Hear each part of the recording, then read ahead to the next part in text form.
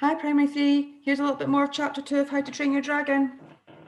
It is a little known fact that dragons grow colder the deeper they sleep. It is even possible for a dragon to go into a sleep coma in which they are icy cold, with no obvious pulse or breath or heartbeat. They can stay in this state for centuries, and only a highly skilled expert can tell from looking at them if they are alive or dead. But a dragon who is awake or lightly sleeping is very warm indeed, like bread that has just come out of the oven. Hiccup found one that was about the right size and fairly cool to touch, and manoeuvred it into his basket as quickly and carefully as he could. It was a very basic brown, but at that moment Hiccup could not have cared less. Even though it was barely half grown, it was surprisingly heavy. I did it, I did it, I did it, he chanted happily to himself. At least he wasn't going to be the only boy in the class who didn't have a dragon. Everybody seemed to have got themselves one by now, and they were all making their way quietly towards the exit. Everybody, that was, except for Fishlegs, who was already covered in a bright red itchy rash, and was at that very point approaching a pile of knottingly entangled nadders on very loud tiptoes. Fishlegs was even worse at burglary than Dog's Breath. Hiccup stopped dead in his tracks. "Don't do it, Fishlegs, please don't do it," he whispered. But Fishlegs was fed up of Snoutlight's taunting and of being sneered at and jeered at. He was going to get himself a really cool dragon that all the other boys would respect. Squinting so hard he could barely see the pile of dragons, his eyes streaming and scratching himself violently, Fishlegs reached slowly towards the bottommost dragon, took one leg in his hand, and gently yanked. The entire pile came crashing down in a furious tangle of limbs and wings and ears. Every boy in the cavern gave a horrified gasp. Most of the nadders snapped cross at each other before settling back down to sleep. One brute, bigger than the others, opened his eyes and blinked a few times. Hiccup noted with great relief that the third eyelid was still down.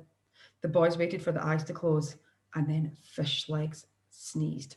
4 gigantic sneezes that went echoing and bouncing off the cavern walls.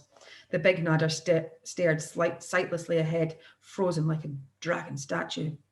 But very faintly an ominous purring noise began in his throat, and very slowly the third eyelid slid upward. "Uh-oh," whispered Hiccup. The nadder's head suddenly whipped round to face Fishlegs, its yellow cat's eyes snapping into focus on the boy. It unfolded its wings to their greatest extent and stealthily advanced like a panther about to spring. It opened its mouth wide enough to show the forked dragon tongue and "Run!" shouted Hiccup, grabbing Fishlegs' arm and dragging him away. The boys ran for the exit tunnel. Fishlegs and Hiccup were the last to get there. There was no time to pick up the torches, so they were running in the pitch dark. The basket with the basic brown dragon in it was bumping on Hiccup's back. They had 2 minutes start on the dragons because it took a while for the first dragon to wake everybody else up. But Hiccup could hear a furious roaring and flapping as the dragons started to pour into the tunnel after the boys. He ran a little faster.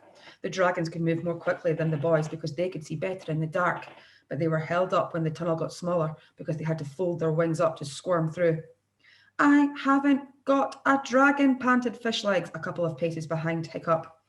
"That," said Hiccup as he scrambled frantically on his elbows through a narrow bit, "is the least of our problems. They're gaining on us." "No dragon," repeated Fishlegs stubbornly.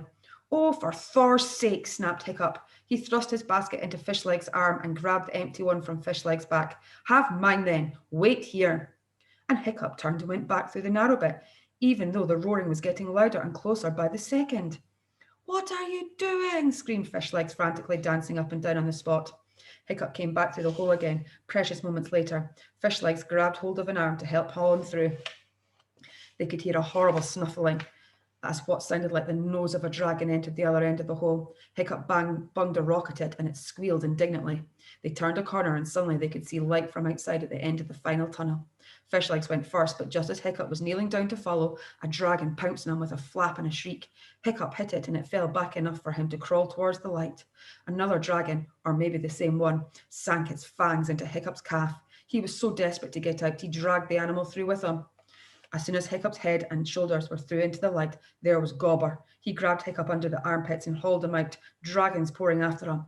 "Jump!" yelled Gobber as he stunned the dragon with one blow of his mighty fist. "What do you mean, jump?" Hiccup hesitated as he looked down at the dizzying drop into the sea. "No time to climb down," panted Gobber, banging a couple of dragons' heads together and bouncing 3 more off his gigantic belly. "Jump!" Hiccup closed his eyes and leapt off the cliff.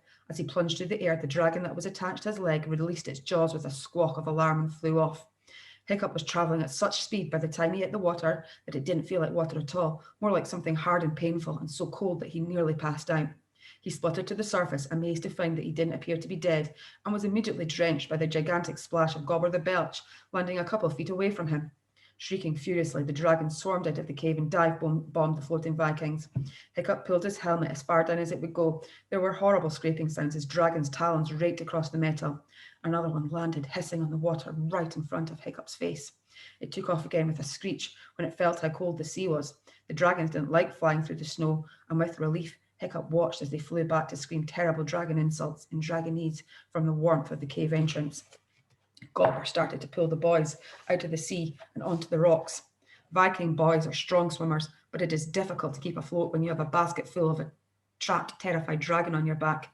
Hiccup was the last to be saved, just in time as the cold was beginning to put him to sleep.